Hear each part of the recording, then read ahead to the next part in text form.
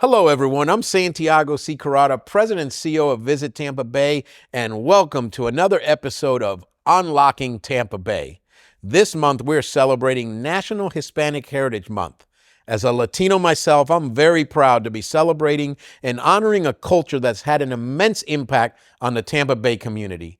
In August, we enjoyed Beer Fest at Busch Gardens all month long, celebrated National Cuban Sandwich Day, sipped and savored handcrafted beer during Bolt's Brew Fest at Amalie Arena, participated in 813 Day at Sparkman Wharf.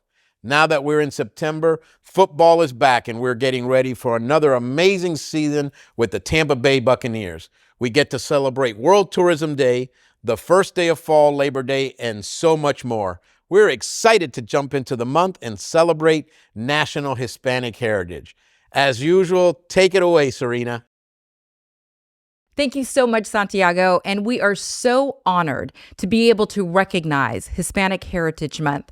And who better to launch this conversation than Patrick Manteiga. Patrick, thank you so much for being here. Thank you for inviting me. It's great to be here. You are the editor and publisher of La Gaceta.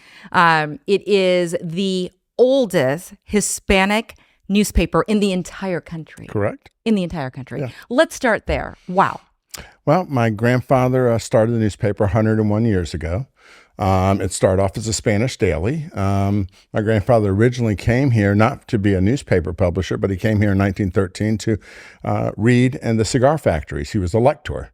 The workers hired him, and so every week he would sit in a chair above the rollers as they rolled their cigars, and he would read news, and he would read literature to them, and it was their entertainment. And at the end of the week, the workers would pay him for his services, and that was a very honored job. Isn't that something? So then the idea just sparked to start his own newspaper. Yes, at the time, he, I guess, went from doing a verbal news to doing it in print. And so his audience became a lot wider than that of the cigar factory. It became many cigar factories. And at the time, we were one of many. There was probably 20 newspapers in Tampa that were Spanish. Some were, union papers, some were communist papers, they were all over the place. But we were the only one to survive. And not only survive, you guys right now, too, are the only lingual paper, right, in the entire country as well. Spanish, Italian, and English.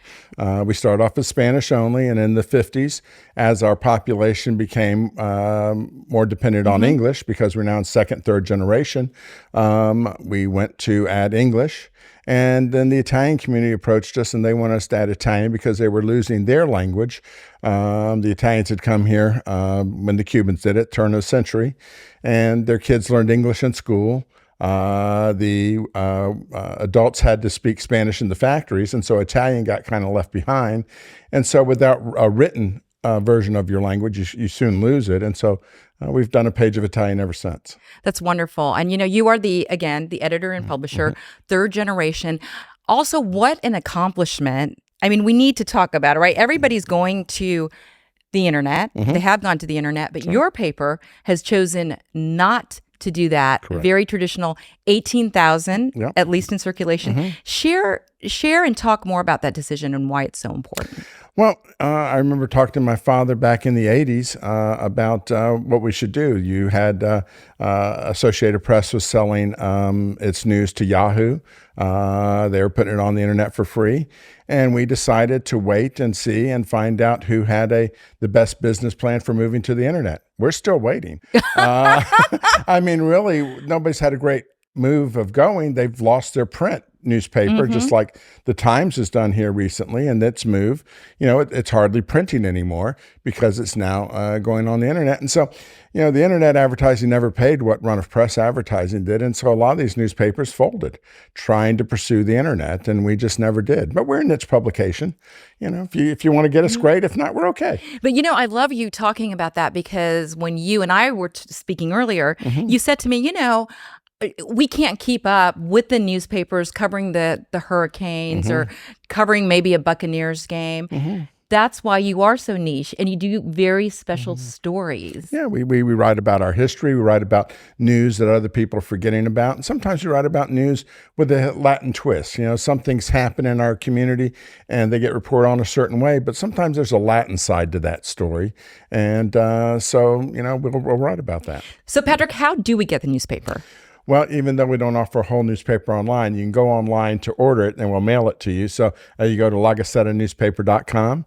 That's only $35 a year. It'll come to you through the U.S. Post Office, and hopefully it arrives to your post mailbox every Friday.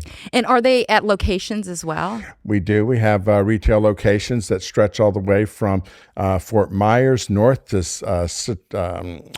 Crystal River, and from St. Pete to Orlando. Wawa's carries us. A lot of little bodegas do. So we have some news racks downtown. So yeah, we're around. Well, congratulations. I was just at a gallery the other day and I saw your newspaper front and center. So congratulations. Thank you. So how do you get to be in your newspaper? I mean, to get the honor to be in your newspaper, what type of, what do you have to do, or what do people have to do to catch your eye? Well, a phone call sometimes is all it takes if you got something that's happening that's worthwhile, or, and we write about people sometimes. And so, if we find somebody who's doing something neat and they're doing it for the right reasons, we love to write about people who volunteer their time, who do the things that help our community without getting paid for it, without seeking publicity. And so those are our favorite kind of people to find and write about. See, in that, again, I love the word wonderful, but how wonderful is that? Spreading positivity, and your paper does that. Well, we also do a lot of negative too. Yeah. I mean, when you write about government and you write about some things, a lot of times you're writing about the bad things they're doing or things that you disagree with. So we try not to pull any punches. We'll go both ways. I'm glad you brought up the government, though, because it was in 1968 that President Lyndon Johnson recognized Hispanic Heritage Month. Of course, it was Ronald Reagan that expanded it for over a month period. Why is it, in your opinion, why was that such a defining period in our history? Well, I think that, a lot of the Hispanic presence in America has been forgotten, has been ignored by our history books. When you ask most people what the oldest city in America is, they might talk about Jamestown. The oldest city in America is in Puerto Rico at San Juan. Second oldest is St. Augustine. Third oldest is Santa Fe, New Mexico. It's giving me goosebumps. And nobody knows those things because the Spanish were in the Appalachian Mountains way before the English ever touched their toes on the beach. In Virginia or in Massachusetts or in these places. And so, most of America, half of America was settled by the Spaniards, not by the English. And so this history, I think, needs to be talked about more. Even the city of Tampa. Tampa was a city that looked to the south. Our connection with Cuba was so much closer than it was to Washington, D.C., to New York. Our ships went back and forth between Tampa and Havana. The tobacco came up here. We produced cigars here. Workers came in from Havana. And it was such a close relationship until 1960 that, even little league teams would fly down to Havana to play a game there. Our Latin American Fiesta Queen would go down and hang out at the Bacardi headquarters. Our mobsters had places down there too. And so Tampa had this we were a border city. We faced south, and we've forgotten that now, of course, because of the U.S. policy towards Cuba. We've separated from our border. We appreciate you sharing this with us as well, because it's such it's a perspective I didn't even think about of where we are, like physically. Tampa. Yeah. And as you see Tampa grow, I landed here 23 years ago, and from what it was then to what it is now, what do you think that says to Patrick from a tourist perspective? Well, Tampa's a great place. And a lot of people, when they come to a town, they see the bricks, they see the mortar, they feel the sunshine, but a lot of them don't get the story. And I think that the more you know about Tampa, the better the vacation is, the better the experience of being a resident here is. We have a great history. We have a unique history that is different immigrant history than anywhere in the U.S. I was talking to Professor Gary Romino, who's a great historian, and he brought up something that I found just really significant. You've seen the Italian Club, the Cuban Club, Centro Storiano, these mutual aid society buildings that are left in Ybor City.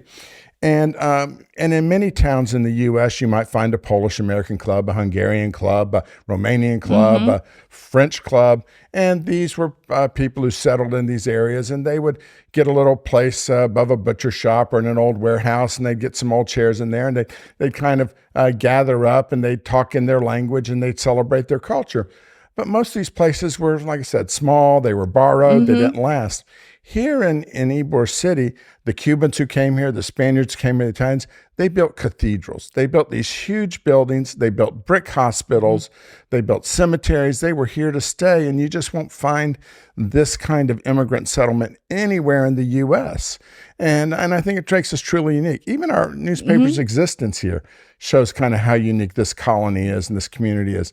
A 101-year-old Hispanic newspaper isn't in Los Angeles. It isn't in Santa Fe or Houston or anywhere like that. It's here in Tampa. And I think that says a lot. It shows the commitment. And you're talking about these amazing, beautiful buildings. And modesty aside, Patrick, you have put in so much, as has your family, heart and soul into keeping these businesses, these buildings beautiful. Talk about everything that you've done with all your grants.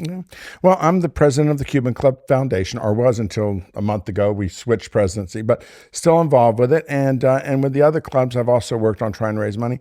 These clubs tell a unique story. They mutual aid societies, a lot of people don't realize, when the cigar workers came here to work in the factories being built in Ybor, Tampa was nothing. It was a bunch of dirt streets, alligators, and mosquitoes.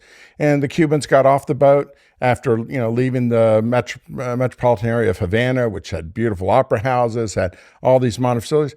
And they got to Tampa, they just get back on the boat and go back. I mean, this was no place to live. And so the factory owners had to do something. They had to do something about it. So they created a land office to give housing away. And then they also started these mutual aid societies so that when the Cubans got here, they had a place to go. Tampa was a deep South, white-run city. And so, they didn't like Hispanics any better than they liked blacks. And so you kind of had to take care of yourself. So the Cuban Club was the first health maintenance organization in America, the first HMO. Isn't that HMO. something? Okay, first HMO in the nation. So you would belong to the Cuban Club, and you'd pay a little bit each week, and we would take care of your health care. So we'd have doctors and nurses available for you in a pharmacy. We had intramural sports that we offered, so you could play baseball or boxing or whatever you wanted to. We had a theater for community theater to entertain you. We had a meeting room so that there could be Sunday matinee dances, so young Cubans could eat, young Cuban girls and young Cuban boys could meet under the watchful eye of their grandparents. And we did everything from banking to barbershops to English language to billiards so everything in your life outside the factory, the clubs could take care of. And so you had a club for Cubans, you had a club for people from northern Spain, you had people from Spain, you had people from Italy, and even the Germans and the Jewish population had their own clubs. Some of them were bigger than others. The Centro Español was the largest at one point, getting around 14,000 members. It had 2 huge clubhouses and a fully operational hospital. And like I said, this was all done by immigrants who'd only been here for about 10 years, and they started to develop this. Isn't that something? It's amazing. So our melting pot, of course, is growing. And I know we are Visit Tampa Bay, but we also, of course, cater to our wonderful locals as well. This might be a very difficult question for you to answer, but what is your favorite? What are some of your favorite places as we recognize and celebrate Hispanic Heritage Month? Well, I think, if you're talking Hispanic Heritage Month, you got to go to Ybor City. You got to walk the streets. You got to see what our Latin community built. West Tampa has some great spots. Go into a cafe, have some cafe con leche if it's not on your regular menu. Eat a Cuban sandwich, have a double crab. We have some unique foods here. Spanish bean soup's a unique Tampa thing. Go to the Columbia. There's a lot of great restaurants here.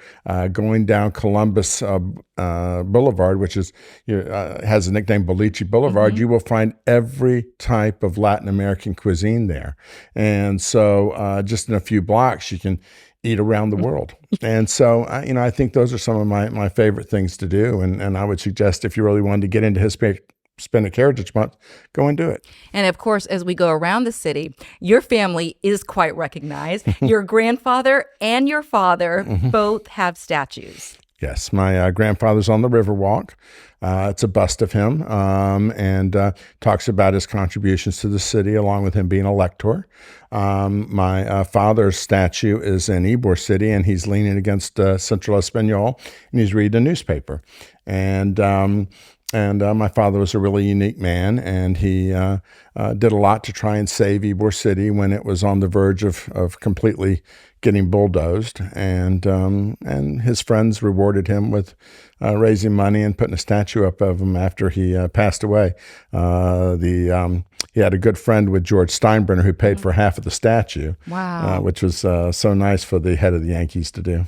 I know you hold your family so dear. I mean, I wish, some people are listening, but people who are watching, I wish they could see your face and your smile as you talk about your family. And to bring this full circle, your dad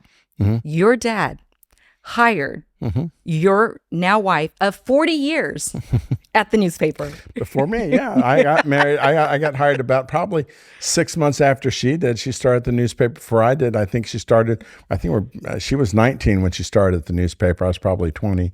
And I married my prom date. Went to Plant City High School, and we met in 11th grade.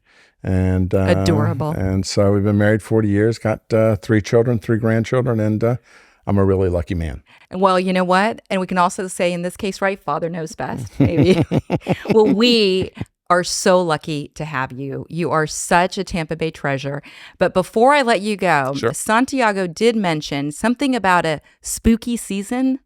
Spooky season? Yes. At the Cuban Club? At me? I mean, so anyway, I'm the president of the Cuban Club, and the Cuban Club is one of the most haunted buildings in America. And so this time of year, we get a lot of different rentals that try and deal with that. And so we have people who have different programs there, and we have a lot of ghost tours there. But I personally have a connection with Halloween, and so I go really crazy at my own house. It takes me about 70 or 80 hours to decorate my outside, and I get about 500 trick-or-treaters a year at my house in Temple Terrace, and I just find Halloween a great season. Oh my gosh. Well, that was a perfect note then to end on. Patrick Manteiga, thank you so much for being here on Unlocking Tampa Bay. And again, we so appreciate you. What a treasure. Appreciate the work you're doing. Thank you. And continuing our conversation on Hispanic Heritage Month, talk about generations. We just talked to Patrick Manteiga of La Gaceta, and here we have Copeland Moré with La Segunda, 4th generation. That's right. Yeah, thanks for having me. Oh my gosh, thank you so much for being here. Of course, anybody in town knows all about La Segunda bread and your cafe con leche. In fact, I wish I had one right now. Copeland, can you tell us about your business? Yeah, sure. So it's La Segunda Bakery, like you said.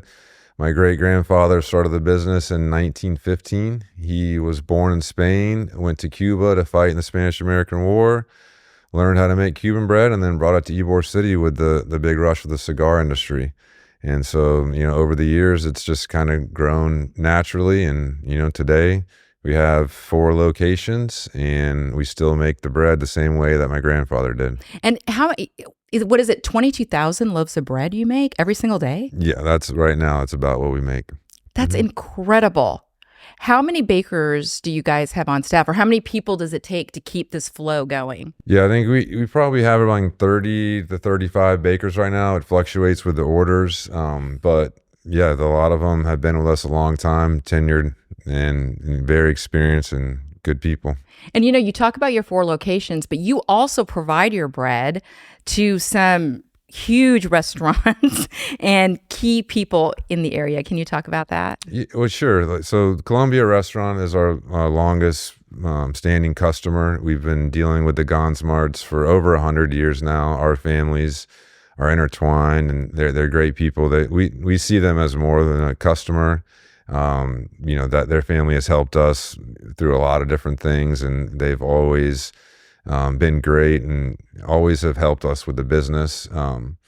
But other businesses locally like La Teresita, and there's other distributors like Cisco and Gordon Foods that will take the bread throughout the country. And I think, and also So Kind, your business also, your family business donates to so many people in the area if the bread is not eaten. Yeah, so if our bread's 36 inches long, and most places will use it to make Cuban sandwiches, and they'll try to get 4 sandwiches out of the bread. So if the bread comes out misshaped, or we don't think they can get the yield of 4 sandwiches, then we'll kind of put it in the donation pile, and that'll go to Feeding Tampa Bay or Metropolitan Ministries or some different groups around that need it. And yeah, we feel like, it shouldn't go to waste. Well, that feeds the soul for sure. Yeah. And talk about good bread. It is amazing bread. Thank you. Your bread is very unique as well, though. Talk to us about the palmetto, because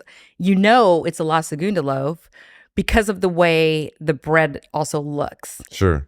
Yeah, so we put a palmetto leaf, or actually 4 leaves, down the top of each loaf, and that's just to score the bread. So that helps as you're putting the bread in the oven, it'll break open and score. So a lot of bakeries will use a knife or a string. My great-grandfather's, the way he learned to do it in Cuba was the palmetto, and that's stuck, and that's tradition here. I think if you see a loaf of bread and it doesn't have a palmetto, then it's not really Cuban bread. And so, yeah, that's our main staple. And then, baking the bread, it comes down to the bakers knowing what they're doing, and it takes a lot of experience and a lot of, it's hard work. I can't help but start to laugh, because I was talking to Copeland before, and I said, wow, so is this a secret family recipe? Share with everybody what you said. Yeah, so our recipe, we publish it. It's on our website. On their website. It's really a simple recipe to make the bread. As far as ingredients, it's just 5 ingredients. But with our bread, the hard part is actually baking it. And so it's a long, arduous process that from start to finish. There's a lot of different variables with how the dough goes from one stage to the next. And if you don't know what you're doing, then it's not going to come out right. Well, that's what. So yeah, you can have the recipe, but for the most part, you're not going to be able to make it like your bakers do, which is a huge compliment. Right. Yeah. So and our baker, it's a compliment to our bakers too, because they know what they're doing. Plus, they care. They take a lot of pride in the bread coming out, pretty perfect almost every time. So there are those loaves and things are handmade that don't come out, 100%. But, these guys are very good at what they do. Well, speaking of pride, we're talking about Hispanic Heritage Month. And, Sure. There's a statistic that says 1/3 of the population in Tampa is actually Hispanic. And so your family, again, 4 generations, you've been here. Tell us one of your favorite traditions. It gives me goosebumps. It's so sweet. Yeah, sure. So Noche Buena, a big deal for the Latin community here, locally, everywhere, I guess. And so, that's the night before Christmas. Most Latin families will celebrate that night. And so for us at the bakery, it's become a tradition. It's our biggest day of the year. Like sales-wise, it'll be, 4 to 5 times a normal day of sales. And it's become a tradition where people will gather, early before the bakery opens up, and it's always the same families and the same people that we can see on that day. And so I think it's just become a tradition within the tradition at the bakery, and it's really special. We take, like, my girls will go, and we just hang out, and you see a lot of people that you don't see, throughout the year, and yeah, it's a fun day. Oh, that's so wonderful that you take your 2 little girls, Margaret and Lillian, beautiful That's right. family names. Yeah. That's Thank fantastic. We're giving a shout out to the girls. Yeah, now. they'll like that. So speaking of that family tradition, though, and 4th generation, so you have seen Tampa grow so much, which we're so proud of. How has that impacted La Segunda, and why is that important as we recognize Hispanic Heritage Month? Yeah, I mean, Tampa has grown fast. I can remember I was telling my girls, like, they don't understand. I used to be able to get home in 5 minutes, but now the traffic is 20 to 30 minutes. But it's been great for business and great for growth and expansion. But as far as the bakery goes, what's really cool for us to see is, you'll see someone come in and it'll be like a granddaughter and a grandparent, and they'll say, I used to come here Aw. with my grandmother when I was younger. And we get a lot of those stories, which is really cool for us. Just that the community like shares in those traditions. And we do, and I know here at Visit Tampa Bay, of course, we're talking about tourists, but also the locals. Mm-hmm. And I love that story you shared about the locals. Have you seen, though, too, just a huge boom in tourism? I mean, we're breaking records right now. Yes, especially in our Ybor location. I think, a lot of people want to come and see Tampa. There's a lot to do here, and, especially Ybor City and what's happening on 7th Avenue. And so a lot of our, we can track our sales and our customers and who are the regulars who come back, but the percentage in Ybor is very high for, tourists, which has been great for us. Hispanic Heritage Month I was talking to Patrick about it, was officially launched in 1968 by President Lyndon Johnson. And then it grew into a whole month under President Ronald Reagan. And it's recognized nationally. But why do you think here in our community, it's perhaps even more special than it is throughout the states? Throughout this, I mean, it's probably the high population like you were talking about before, and then the traditions that are ingrained here. And, on the Spanish side of things, like I'll go back for 1 second. So a lot of there's a conflict with us in Miami, right? Mm-hmm. About who has the Cuban sandwich. And we weren't really talking about this before, but a lot of people will come to the bakery, and tourists, and then maybe they're from Miami, and they'll complain, and they'll say, hey, this is not a Cuban bakery. And our answer that we train our staff, and that's probably our number one complaint online, our answer is always, you're right, it's not a Cuban bakery, it's an Ybor City bakery. And so we say that because the traditions of Ybor, going beyond the Spanish immigrants, but it was Spanish, Cuban, Italian, and German. And a lot of the foods that we offer at our bakeries are all those cultures kind of combined. And so I think, what I'm saying is that it's just a different feel. We have our own foods that were created here, like the devil crab and things like that. Mm-hmm. And, people, I don't think people realize that until they come in and they experience a different style of bakery. Isn't that so interesting that it's such a big question, or such a frequently asked question, that you had to put it on the website? Yeah. It's the number one complaint. And I understand it because it's a cultural thing. So people that grew up in Miami, that they're used to these Cuban bakeries, Mm-hmm. they hear of our Cuban bakery, on shows like this, let's say, and they come by and it's like culture shock. But that's how it is. We sell more bread in Alaska than we do in Miami, just because of the cultures. You sell more, so the bread goes as far away to Alaska? Mm-hmm. Okay. Yeah. All right. We opened up something else here. So by the time you make the bread and by the time it gets to Alaska, is there a period of time? And I don't think, wow, Alaska. Alaska. Yeah, so if the bread is sold through distributors, it's frozen. So we'll bake it, package it, and freeze it immediately. They'll pick it up, keep it frozen, and then they'll truck it, throughout the country.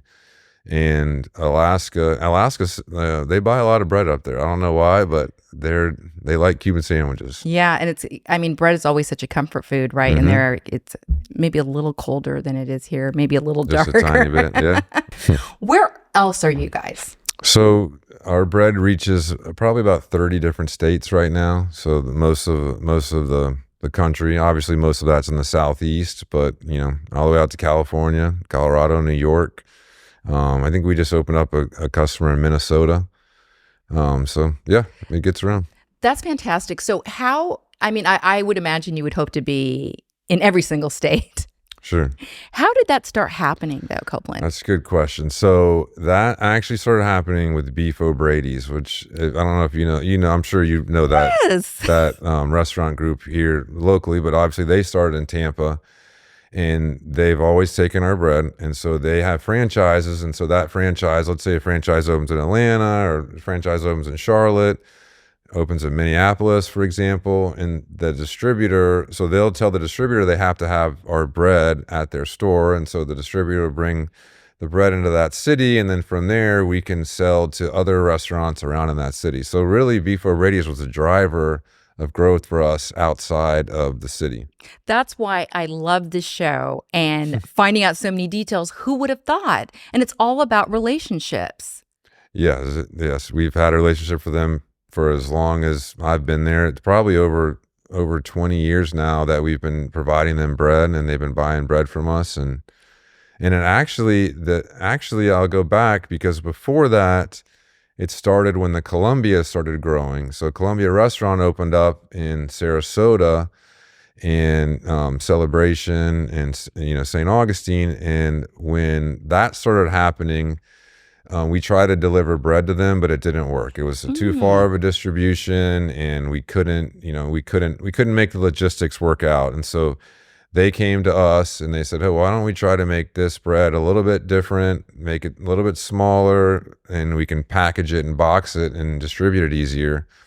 And, we worked everything out, and then we started distributing them bread. And then once we started distributing them, and it was Henry and Henry at that time, now it's Gordon Foods, we were able to sell to other restaurants in the same manner.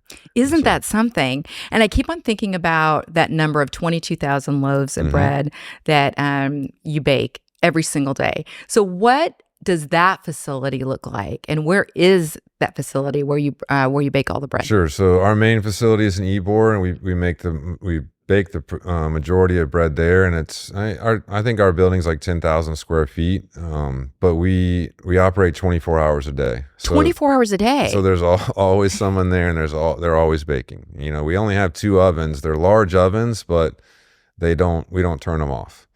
And so we have that facility, and then we just acquired a facility in Seminole Heights. That was the old Faedos Bakery. And that building is 6,800 square feet, and it has 3 ovens. And so we do about 30 to 40% of our production now there. And that was one of the reasons that we purchased it, is to be able to meet demand. That's fantastic. Congratulations. Thank you. Do you see then more locations popping up throughout the Bay Area? Yeah, so right now we have our Ybor location, our Florida Avenue location, South Tampa is on Kennedy, and then we just opened up St. Pete last year, which is on 4th Street. And yeah, if we're not in a rush, we don't have anything in the works right now to open a location, but if something comes up around Tampa Bay that makes sense for us, we will open it up. Sure. I have a feeling that we will definitely be seeing more Las Segundas around. Yeah, I do too. Brandon's a good market. I know that. Lutz, Wesley Chapel. There's a lot of growth around here, as you know, and so the community's always been very supportive. So you've already achieved, putting La Segunda on the national map. What would you like to see down the line for you and for Tampa? Well, down the line for me, it's about my daughters next. I want to make sure that we can put the business in a place where we can transition pretty smoothly. And if they choose, they can continue the tradition. It's really, I'm not going to force it upon them at all. It's not going to be like that. But if they want to have the bakery, I need to make sure that it's in a good spot. And so, I can't envision what that exactly is going to look like, but I just know that it needs to be smooth. That's the best I could say. Well, it's so wonderful because we started our conversation talking about generations. Patrick, again, the 3rd generation, you being the 4th generation. How significant is that on carrying the family business through all these years? So most people say that the 3rd generation is where the business fails. So that's a credit to my dad and his cousin Raymond and them taking over in the 70s really. And there was hard economic times in that, that time frame that they were able to keep the business alive. And so that's the most impressive thing to me, is that they made it through that transition. And then, I wasn't really planning on getting the business, and it just kind of happened, and here we are. And here we are. And, I would be remiss not to mention, so Patrick met his wife also in high school. His dad of the paper hired her, and you also met your wife in high school, and she also works at La Segunda. That's right. Yeah. I met Stephanie in high school, and we didn't know each other real good, but we knew of each other. And then we met again after college, and we started dating, and that's history. And here you go. I mean, Stephanie, don't worry. We can't mention Lily and Margaret without Stephanie. That's right. And speaking of the bread, as we close out, I'm sure that the bread is also served at many, many special occasions. Yes. I mean, at our house, it's served every day. But yeah, there's plenty of times I think people could figure out to eat Cuban bread. Yes, as we talked about over Christmas. So to get the bread, of course, you could go to any of your locations. You can also order it online for big parties. And yeah, our things like bread's that. available at Publix. So any Publix, you can go and pick up fresh bread. You can pick up bread at our locations, several different stores around town. Continuously growing. Copeland, any final words or thoughts on Hispanic Heritage Month? I just that this is a great town. It's just such a good culture here, and I'm very happy, very proud to be able to be involved in providing bread to the community and helping people. I mean, we just get great stories of people saying how much they love the bread and how it's important for their family. And it's very nice to be involved. Well, like that. we thank you so much for being involved in our show. I always say it's such a treasure to meet such amazing people. Oh, thank you for having me. Thank you for being here. And thank you so much for watching. On behalf of President and CEO Santiago Carrata, I'm Serena Fazan, and this is Unlocking Tampa Bay. Stay safe until next time.